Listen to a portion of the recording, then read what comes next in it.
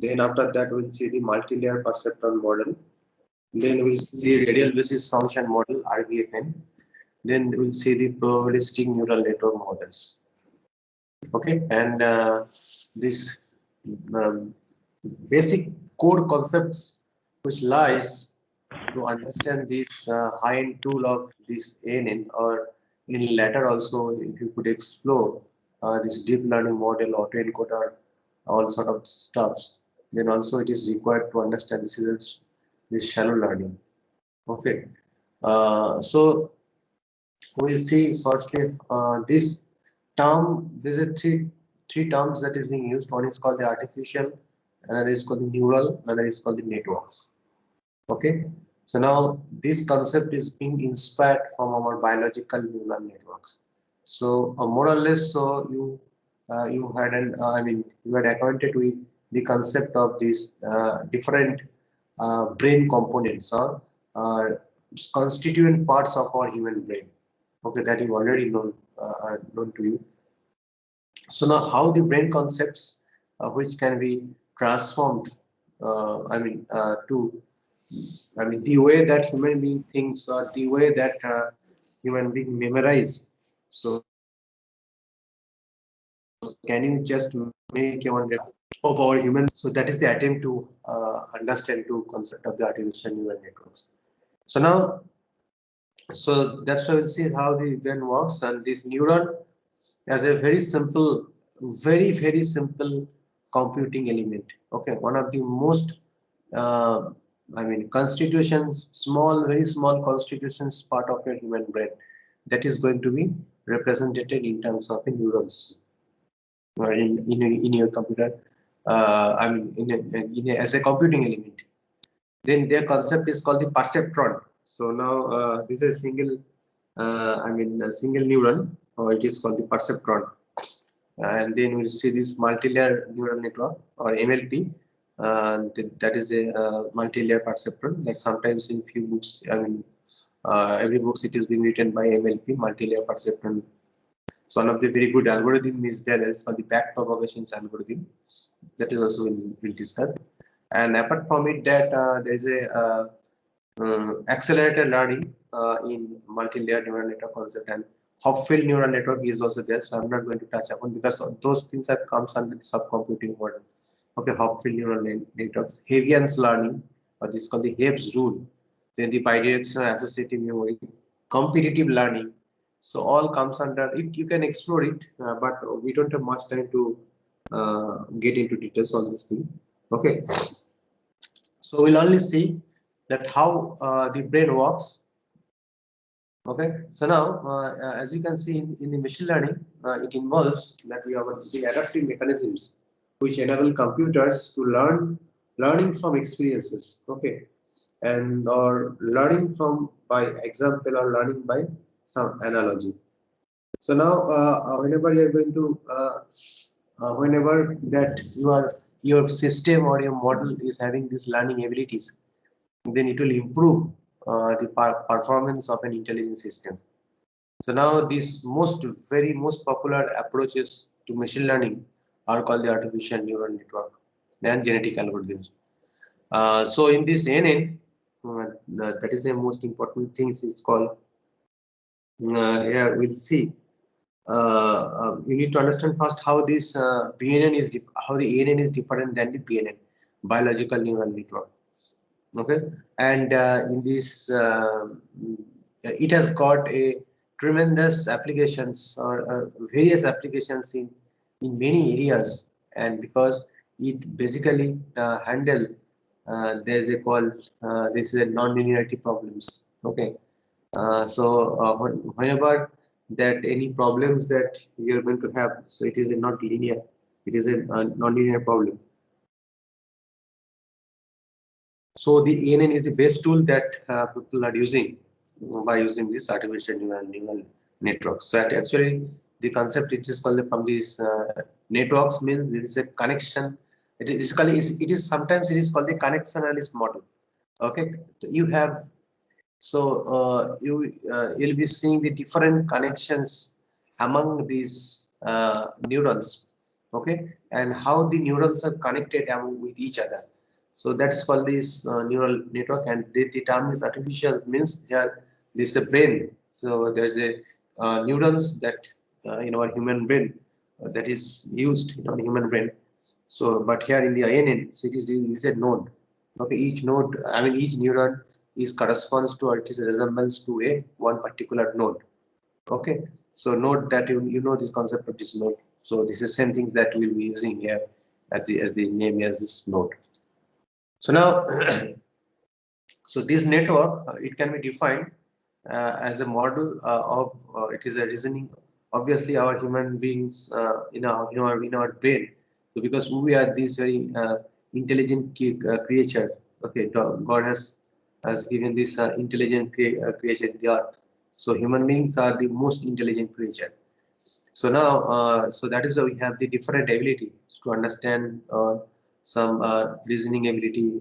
Okay, so this brain consists of, as you know, so it is massively parallelism architecture. So in the human brain is massively parallelism architectures, and there is a dense interconnections among the nerve cells, or you can say this is a basic processing unit or basic information processing unit, which is called the neurons.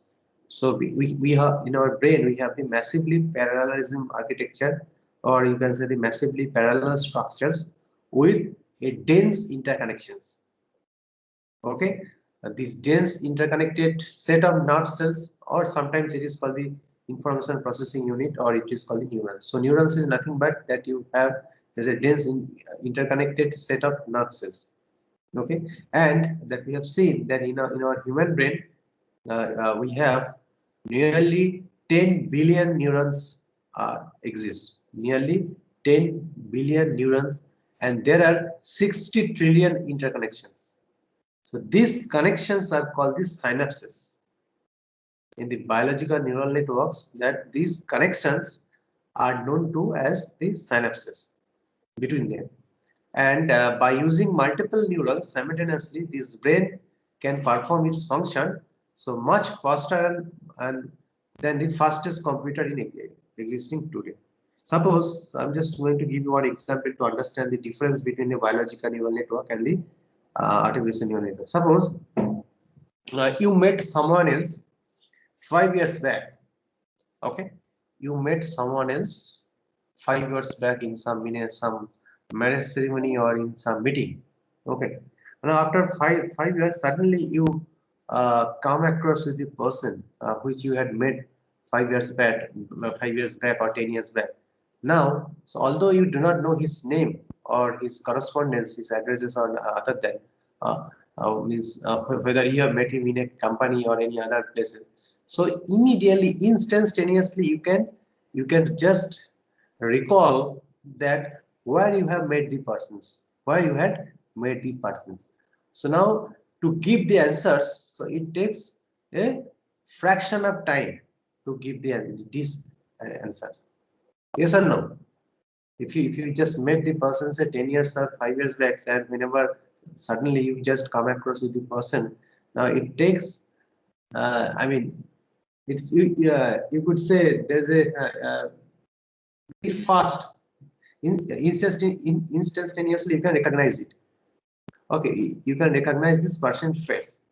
But if you want, or if a human being want to do the same job by computer programs, then do you think that this computer is going to recognize the same persons within the fraction of time?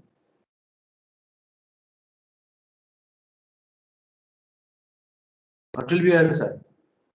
If I'm going to store the 10,000 or 100,000 images of a person, and now you would like to ask a computer to do the same job that the human being does, do you think this computer will be in a position to give the answers in the fastest amount of time?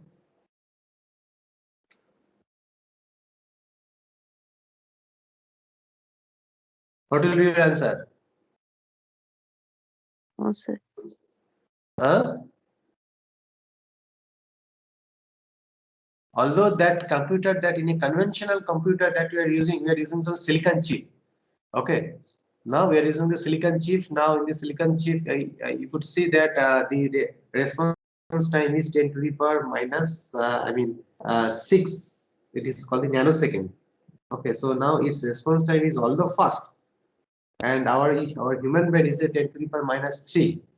It is a millisecond, but still that the computer will take larger amount of time to recognize the persons as the means other than this human being does. Okay, why is it so? Because why instead of we are having very less amount of time to give the answer, because our brain is we are having these parallel architectures. So due to this human brain is having this massively parallel neural architecture, and we have a very dense interconnections among the neurons. So that is why we are in a positions to give the answers in a very fastest amount of time rather than a conventional computer does. So now to learn these things that we have been inspired, or people have been inspired from the human brain in this way, that if you just we are going to just represent our human brain, this human brain, this is a very in a small constituent parts of our human brain, that is called neurons, very small constituents part of our human brain. If you would like to represent it in a computer, in a computational unit, so this is called the artificial neural networks. Very small constituent part of our human brain, that is called the neuron. If you would like to represent it, very small. So we are trying to, so people are working hard in this direction, so that the amount, there is a trade-off between the response time and there is a computational so now if you could see these things, so why means although we are having the very less response time rather than the silicon chip, still we are in a position to give the answer very fastest amount of time. So due to our, this is a massively parallel architecture that we are having. So that is the reason that we could get the answers. Okay. So here each neuron has a very simple structures. Okay. And but an army of such elements constitutes a tremendous processing power. So a neuron consists of a cell body, this is called soma. So a number of fibers, that is called the dendrites, and a single long fiber called an axon. So these are the things, biological neural network, that all of you have already come across this diagram, okay, in your school level subjects, okay, biology subjects. That is a dendrites, soma, there is a axon, synapse, how they are connected. So now our brain, that can be considered as a highly complex, nonlinear, parallel information processing systems. So that is why these informations can be stored or it can be processed in the network. I mean, in a through the whole network rather than the one specific location. Or this in neural networks, so both data and its processing are global rather than the local. So now here you need to do, so in order to train the network, you need to have some data, and from this data you'll have to learn the model. So the moment the training is completed, then you give some test data to check the performance of these networks. So now this learning is very important in ANN. So you'll have to apply some learning algorithm.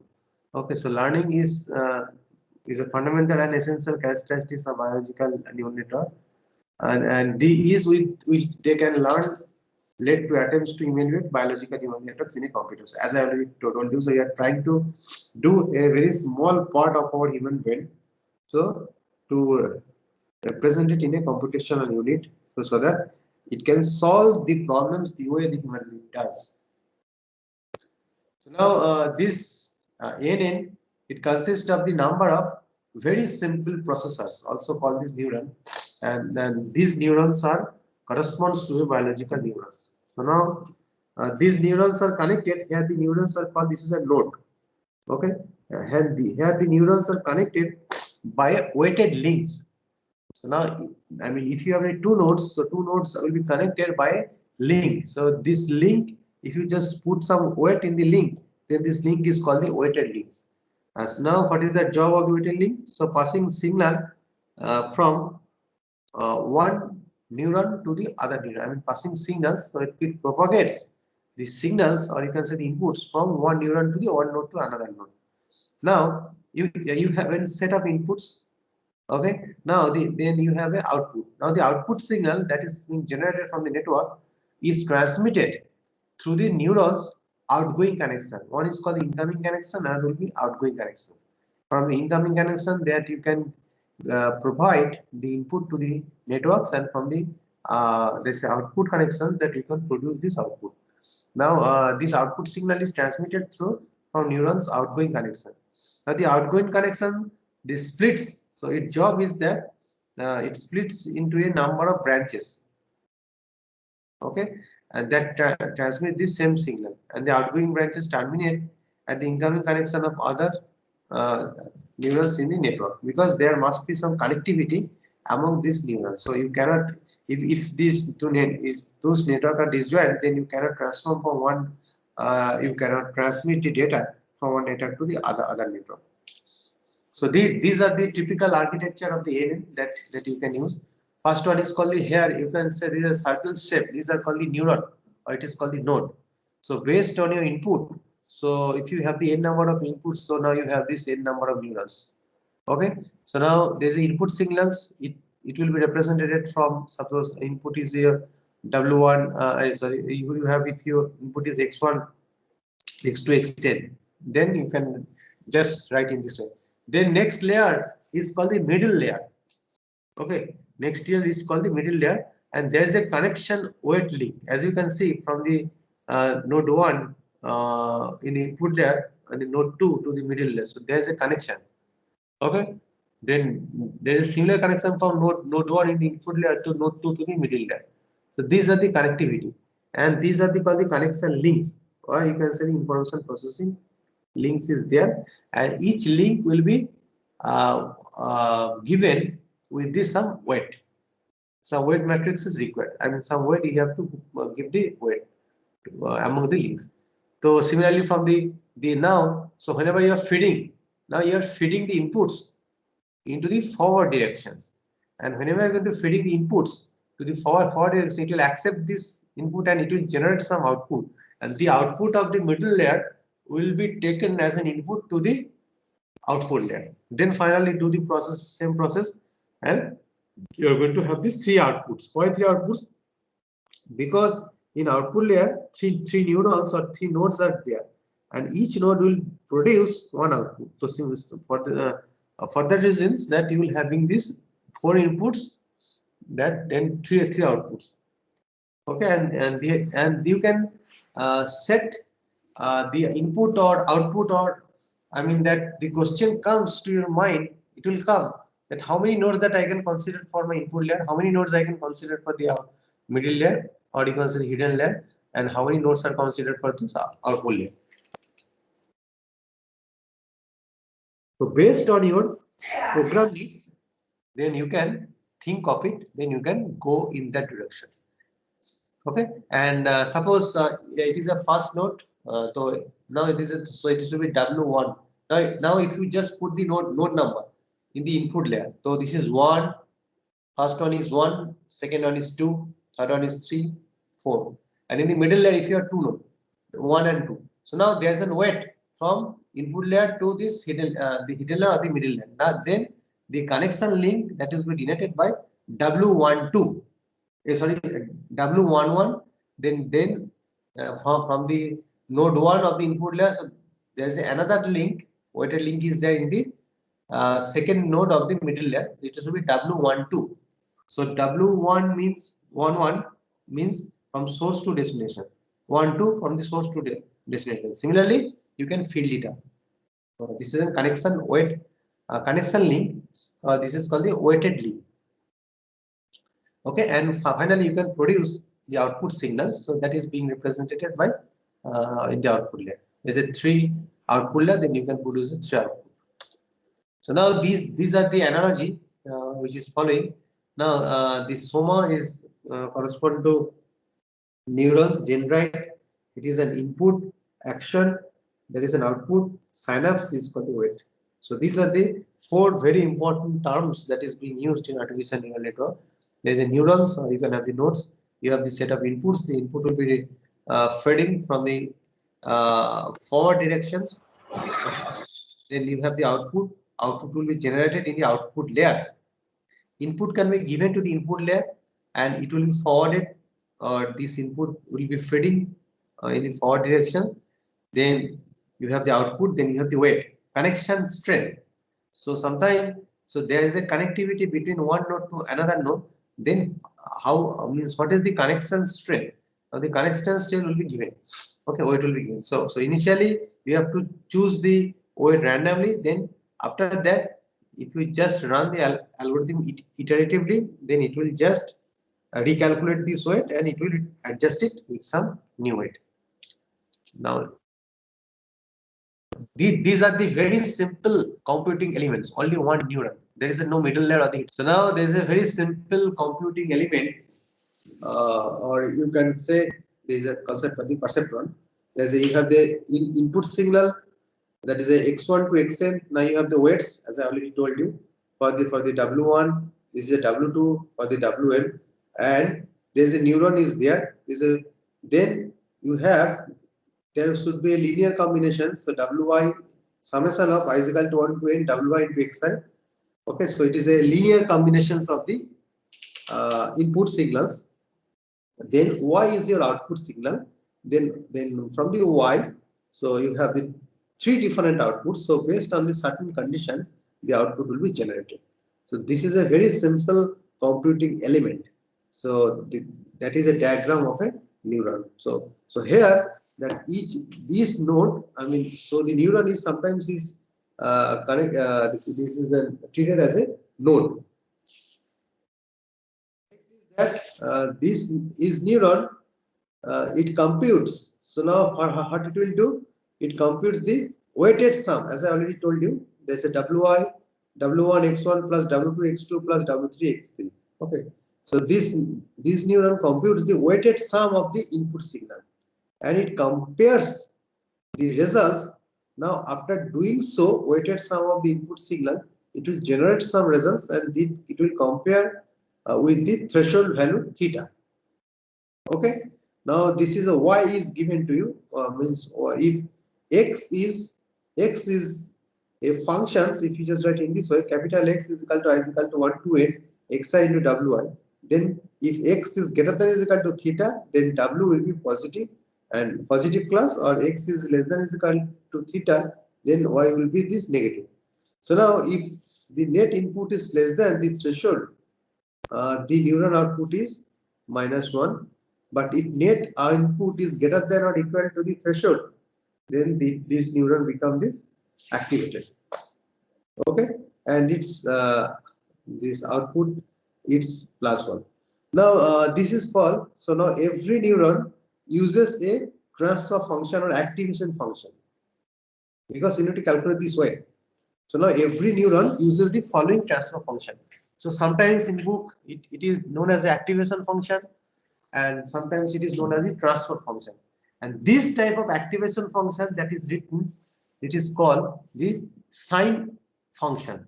Okay, so now activation function, that is here we are writing y is equal to +1 and -1. The output is +1 and -1 based on this input. X is greater than is equal to 3 theta and x is less than is equal to theta. So this activation function is known as the sign function. Okay, so there is a setup. So you have to play around with these types of activation functions of a neuron. One is called the step function, so that is also important. So now this whenever you are going to using step as an activation function, you have to use these characteristics of the functions. If y is equal to 1, if x is greater than is equal to 0, and if x less than 0, then it is 0. Now sign function, y sign, it is +1 if x is greater than is equal to 0, it is +1, and x is less than 0, it is -1.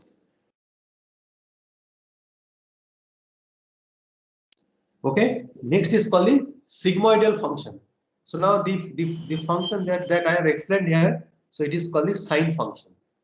So plus and minus. So based on the input data, that is x into wy, summation of I is equal to 1 to n.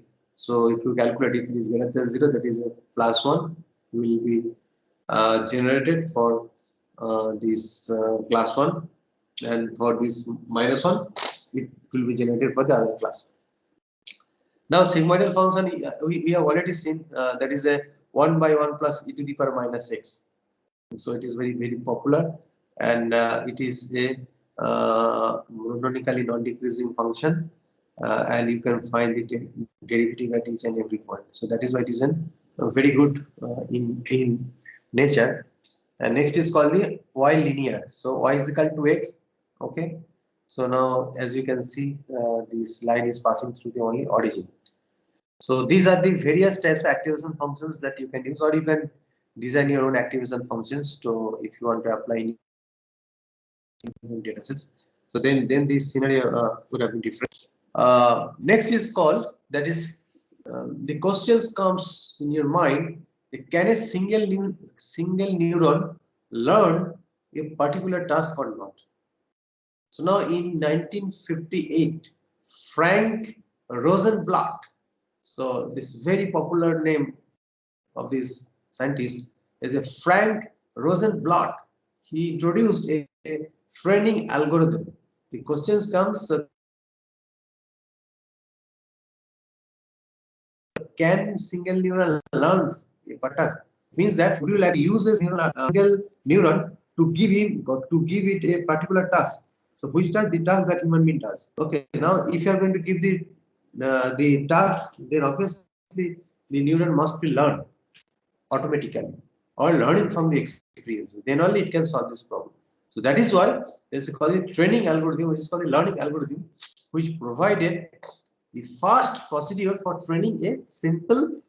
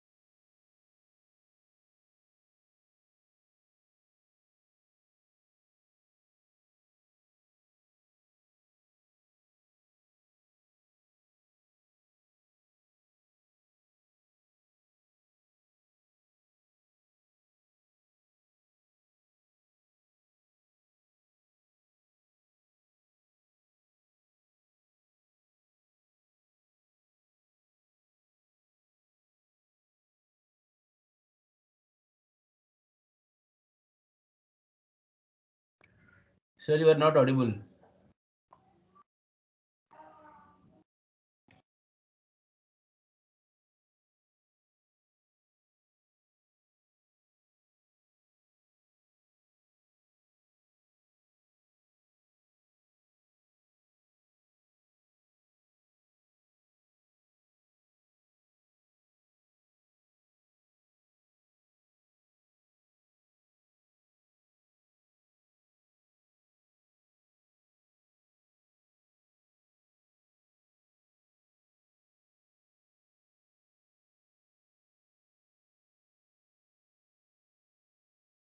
hello. Yes, sir. Now audible, Yes, sir, sir. it is audible now. Yeah. Oh, it is audible now. Okay, sorry. So there is some problem. Okay. So now I'm sharing the screen. Just hold on.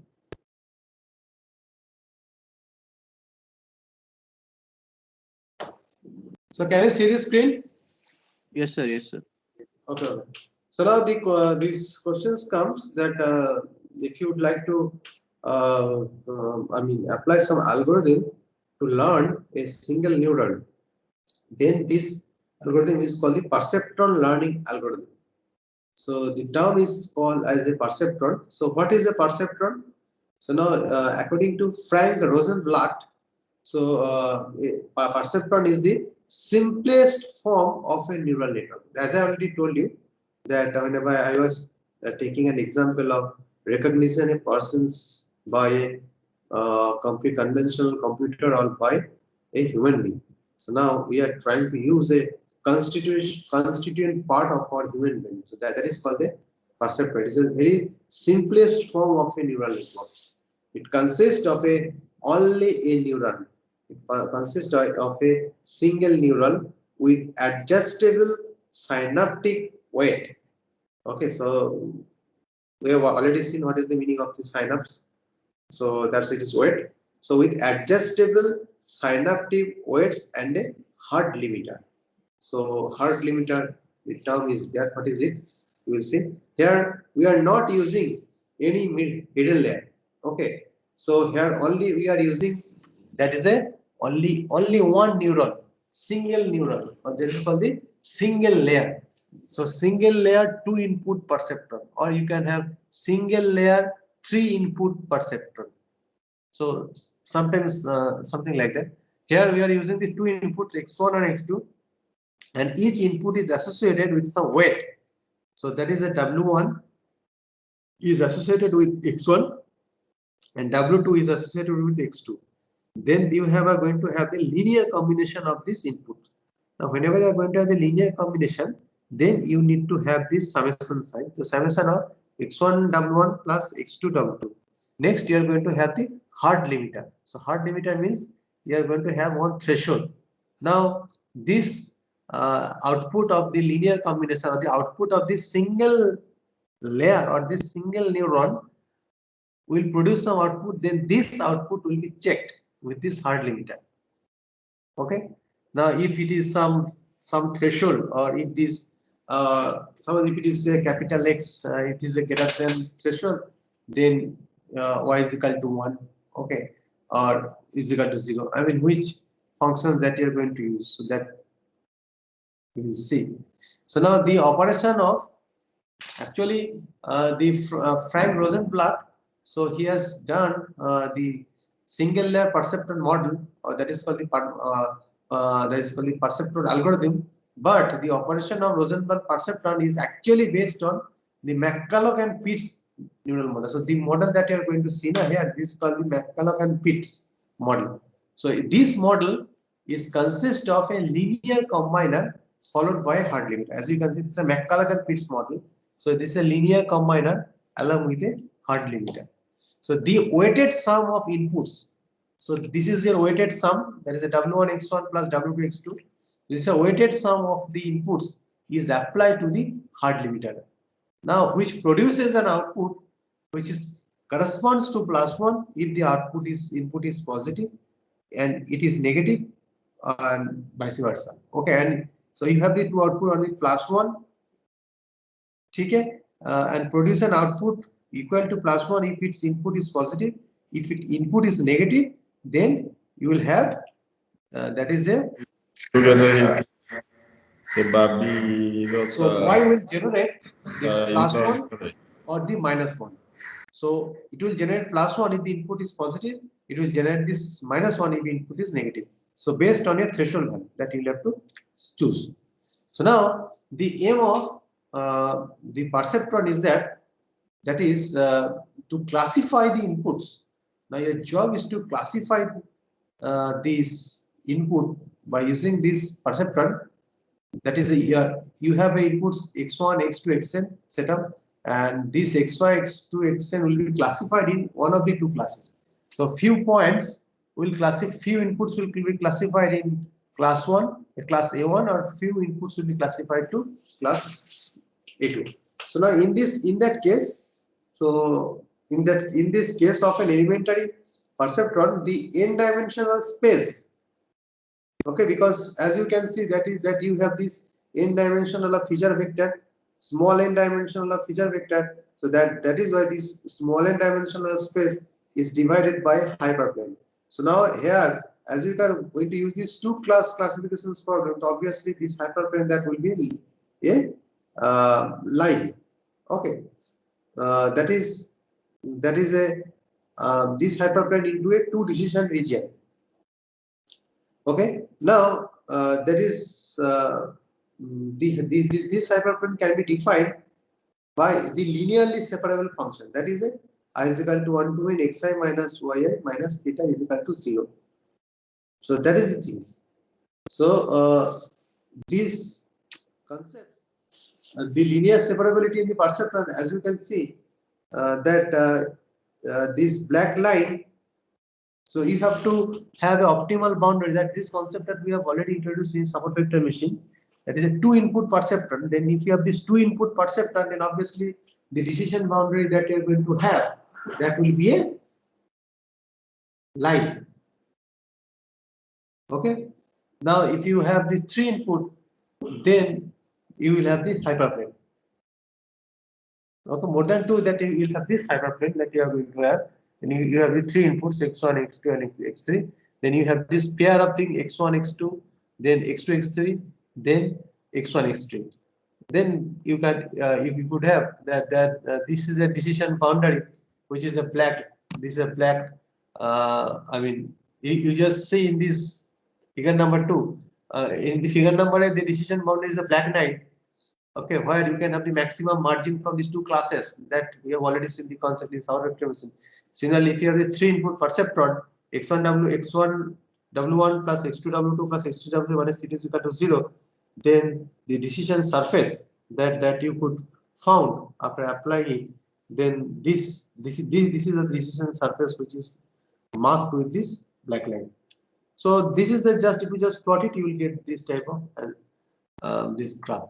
Now the concept is that how does the perceptron learn its classification task? So you have already seen that I can use the perceptron. What is the mathematical background, or means, or what is the mathematical interpretation of the perceptron? Or it is a single neuron perceptron. Now, how does a perceptron learn for doing its classification job? So this is done by making a very small adjustment in the weights. Okay, and in order to reduce the difference between this actual and the desired outputs of the perceptor, because you know that these perceptor, because you are having some desired output. So as you are going to use the supervised classification problem, then so the output will be known to you. I mean that is a desired, and this network is generating its actual outputs based on the weights that you have chosen.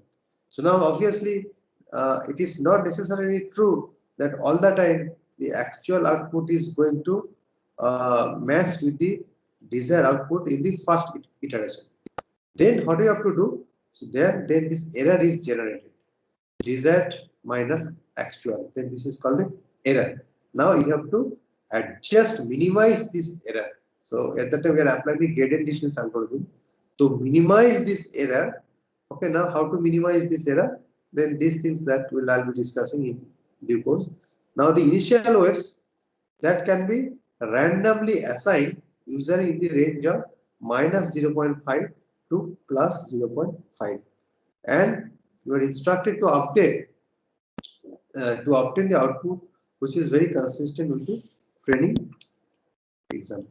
So now here, as I already told you, at every iterations you have to check whether your actual error is matched with the desired error or not. If there is a difference, then you will have to again train the networks.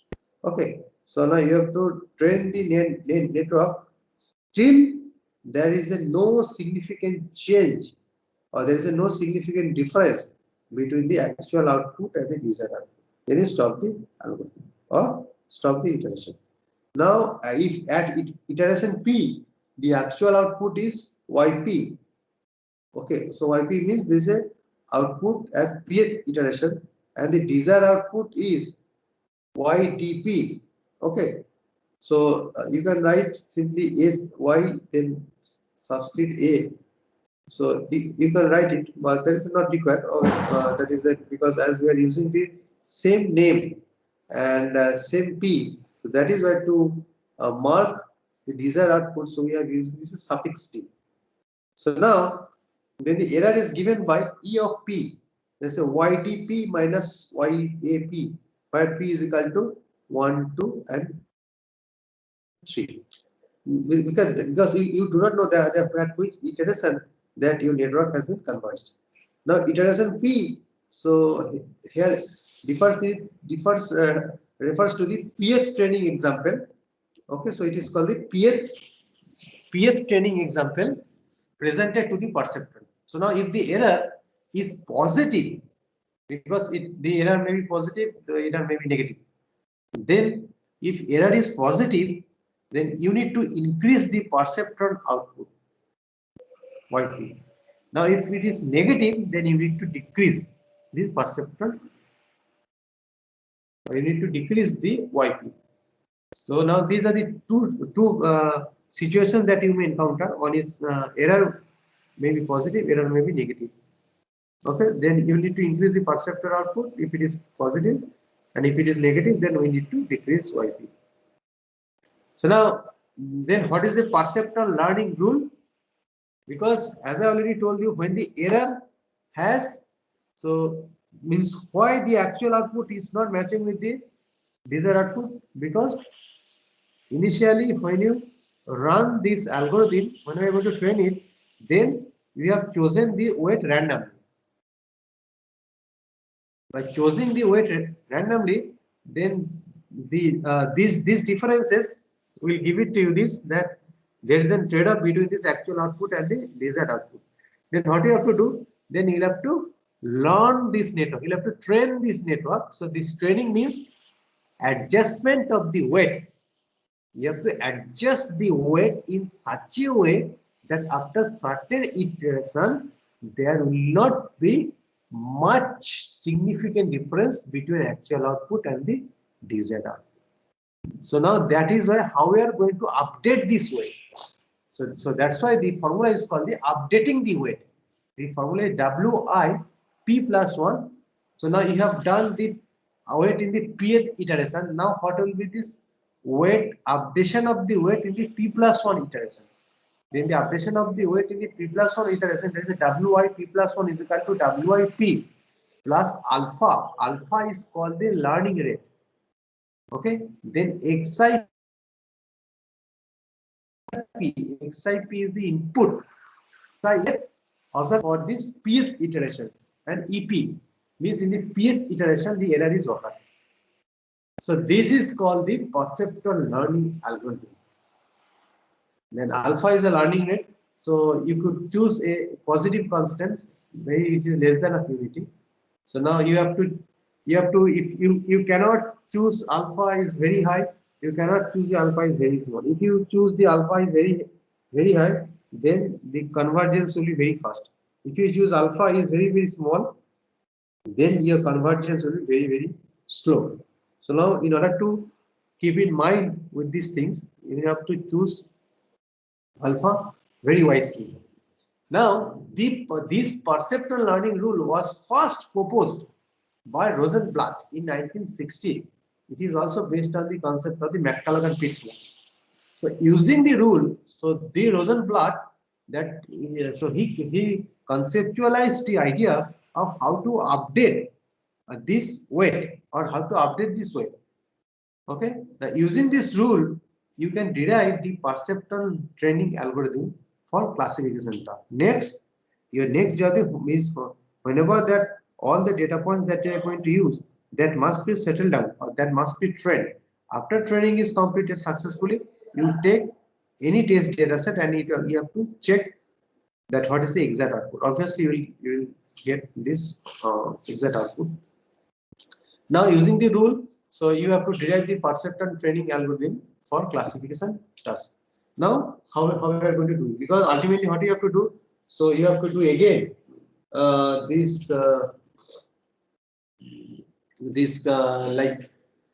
coding. You have to do your own assignment on these things, artificial neural network, probably in the face recognition problem that you have to solve it again by apply this artificial neural network. Now what are the steps to be followed?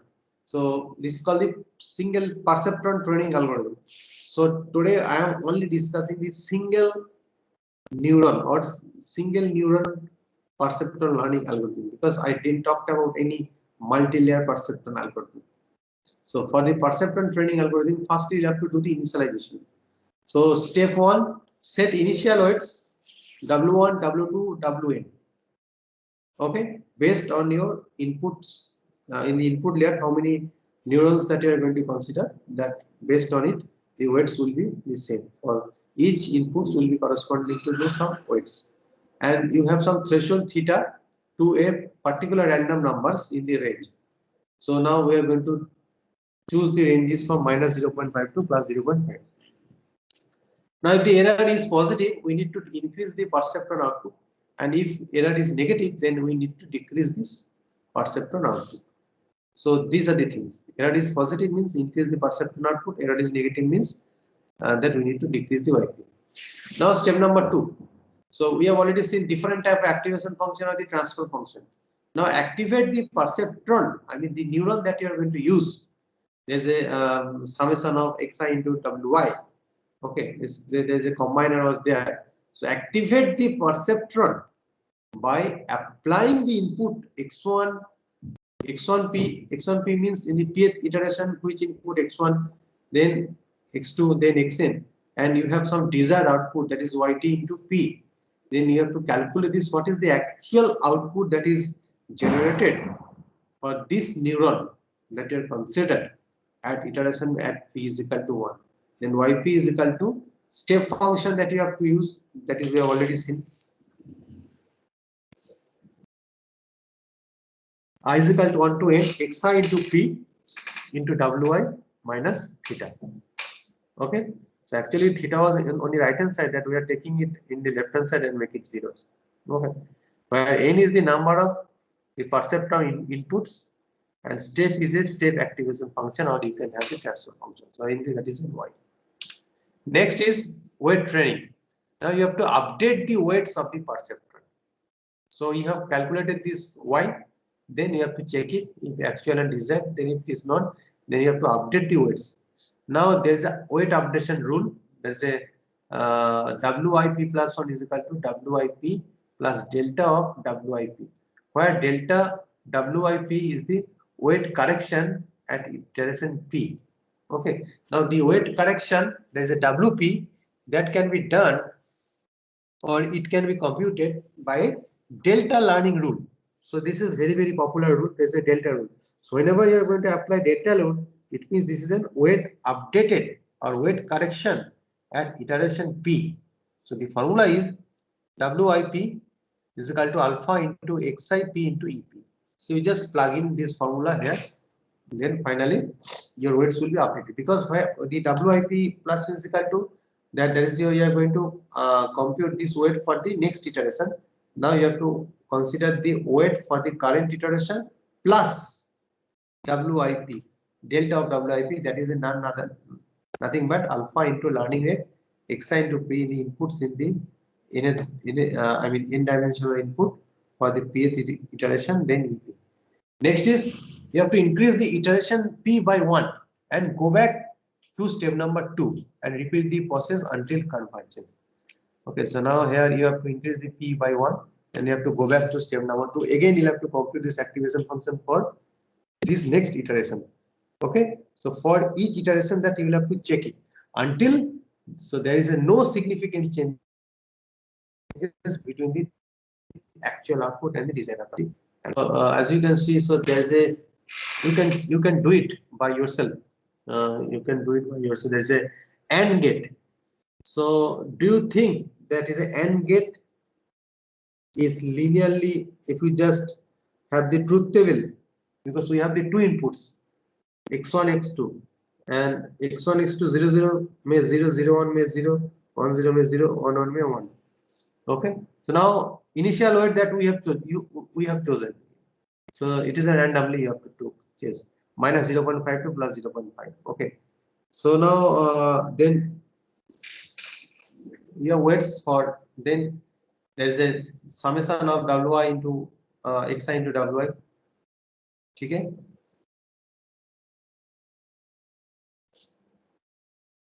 and what is the desired output? 0 0 1 that also it is known to you. Then you have actual output. Okay, after using this initial weight and these things input, then you can find this is an YP that you compute it by applying this formula. Okay, then you just put it. This is polity. Put it in this table. Then you have take the minus error. Then in the errors that is being generated, then again you have this final weights. Okay, because in the final weights that is because these are the final weights, so means you have to apply the weight updation rule to for this update the weight for the next iterations. Then what will be this final weight? So these are the you have to apply this formula. This is the final weights. It is a first iteration. So it is called the so iterations and epoch is different. So epoch means that your entire combination of the inputs, whenever entire combination of the inputs are taken, okay, then it is called the on epoch. Iterations means that for it is a loop just. So in the first epoch means you have to consider this all four inputs. Okay, then finally you can produce this output, then final outputs, then this final output that will be considered, okay, for this case as an things, then you are going to use, okay, you have to just run this loop again and again until there is a no significant change in the weights. Okay, and it is also seen that we have chosen that threshold is equal to 0.2 obviously. So and the learning rate is 0.1 that I am choosing. So you can also just change the threshold value. So there is no problem because initially that you have to whenever you are going to learn this network. So you have to choose there is a threshold value and it is a learning rate. So accordingly you can just try it. So you can just give the answer. Then that is a you just plot it in 2D that this two inputs single layer perceptron algorithm. Okay, then obviously there's a one decision boundary that can be sufficient to distinguish between these two classes. One is called the zeroth class, another is called the one class. So similarly for the OR gate also. But the problem arises in exclusive OR. Okay, in the exclusive OR, if the problem is very straightforward, very simplified, so there is no need to use any hidden layer because the problem of XOR, a problem or AND gate and OR gate, these are the linear problem. There is a no nonlinearity involved. So if any nonlinearity involved in any application, then this single layer perceptron algorithm will not enough to produce the output. Then you have to think of it some different algorithm. As you can see, is an exclusive OR. Now you know this truth table of the exclusive OR 0 0 0 0 1 1 0 1 0 1 1 1 0 0 1 1 0. You just plot it and you just mark it in two different classes 1 and 0. Then obviously this you cannot find any line to separate between these two classes. It means that the single layer perceptron algorithm cannot solve this problem. Now a perceptron can learn the operation AND and NOT, but it cannot be used for the exclusive OR. So in the next class, I'll be talking about this multi-layer neural network. So if you have any questions, so far you can ask me for this single layer perceptron model or any other thing, because ultimately you'll have to implement it. Sir, any specific recommended book you will suggest here? There is a very good book. It's called Neural Network. Only this book is specially Neural Network by Simon Hackins. SYMONDS. Simon Hackins. HYAKIN. I don't have the PDF file for this Simon Hackins book. Okay. This is a very good book because in this book you will find different varieties of ANN model and the basic of this ANN, because ANN is a very vast portion. ANN itself a very vast. So there's a lot of mathematics, lot of algorithm perspective is there. So probably I'll just touch upon it very few so that you can have an exposure on this ANN model. You can you by yourself that you can explore it to can if you can implement it by your own decision, because I'll just after completing this ANN different variants of ANN I'll be discussing. I'll take couple of lectures.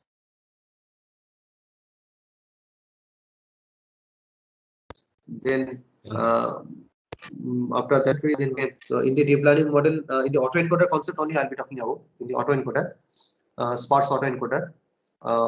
In the then only this concept that will be used. So implementation is very, I mean, it is required. Without implementation, it will be. So one assignment will be there. Implement AND gate and OR gate. You forget about this phase recognition problem. It is very tough. I mean, in a nutshell. So firstly, first assignment will be you'll have to implement AND gate and OR gate by using a single layer perceptron model. I mean, you are going to find out this optimal decision boundary. You are going to find out this optimal decision boundary. That is a y is equal to mx plus c. So where c is a bias. So can anyone just tell me why bias is required?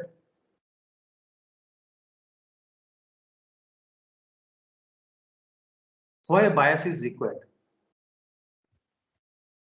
Like to know the distribution of data. No. That's Not correct fully. the intercept for controlling the intercept of the decision boundary. Yes, correct. Very much correct. This is for controlling the decision boundary. It means that if we do not consider the bias, then so your decision boundary only will be straightforward to the origin. I mean, any points which is not closer. I mean, it is just apart from this boundary. This is an your origin, so it will not be classified, and it will not be in a position to classify. But if you are introducing this bias, it means that you can shift your decision boundary from the origin. Then there's a training ability. So for this training and for the generalizations abilities also, it will have the facility. So now this is a bias. It will simply allow you to shift your activation function. Simply activation function that we are using on the inputs. Okay, shift this activation function, or you can say the transfer functions. So by adding a particular constant. So this constant is a given bias to the input. Okay, and this bias in neural network, it can be also considered to the role of a constant in a linear function. In the linear function, okay, where this linear line is effectively transposed by the constant. So that is the things that is a the bias is very important. So without bias, I mean, it will be difficult to understand. I mean, it will be easy, and it is much more and it will also allow you to shift the activation function to either left or to either right. So that's why this is summation of weights plus summation of weights into input plus bias is there. Okay, so weighted sum of the inputs to the neuron and the bias value, it will allows you to shift the activation function to either right or left. So that any types of testing, whenever you're going to have, because this singular perceptron model you are going to use as a classifier. Okay, singular perceptron model you are going to use as a classifier. So now that is the why. So if you use it, then it will be triggered. That is, I mean, that's a things is there. So now another things is that in the neural network, so the weight, whenever the weight is increases, so it I mean weight is positive, then it is increases. This is in stiffness of the activation function. Okay, so now this is an whenever weight is positive, so it is just going to have this is an stiffness of your activation function, means how fast that you are going to have these things output. Okay. Then if you're, I mean, it's just increasing the weight. That is called your stiffness of the activation function is increasing simply.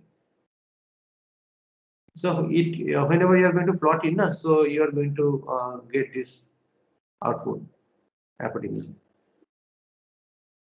So these are the things that I just wanted to tell you. So now this Saturday I'll take one extra class. Okay, and all MTech students, first year students, I just wanted to request you please apply for Reliance Foundation Scholarship, because so far that I just came to know only 5 students have applied. I mean 5 students have started filling the application form. Okay, so I mean you should apply it. Okay, so because as I am this nodal officer for this thing, so it's my duty to motivate you. Okay, so please apply it. So if you have facing any difficulties regarding applying or any things, please let me know, or you just pass the message, then I'll just ask them these people. So yesterday I just got a message from them that only 5 students from the postgraduate, 5 students have already applied. Okay, so please apply it as soon as possible, because last date is 7th March. So by the 7th March you complete it. So at least you start it. Okay, regarding the recommendation letter and other things, so you will just, if you are facing any difficulty, then obviously I'll talk to some other professors, or if it is possible to get it from your undergraduate professors also, you can take it. So there is no as such rule that you have to take it from our institute also, because it depends. Okay, so please apply it, because so that is a very important and very good scholarship, and it will also add you in your future career endeavor. Okay. Thank you. So we'll sir, sorry question. I'm a executive PhD student. So any specific assignment you are going to assign for specifically to executive PhD student, because I can say there are practicals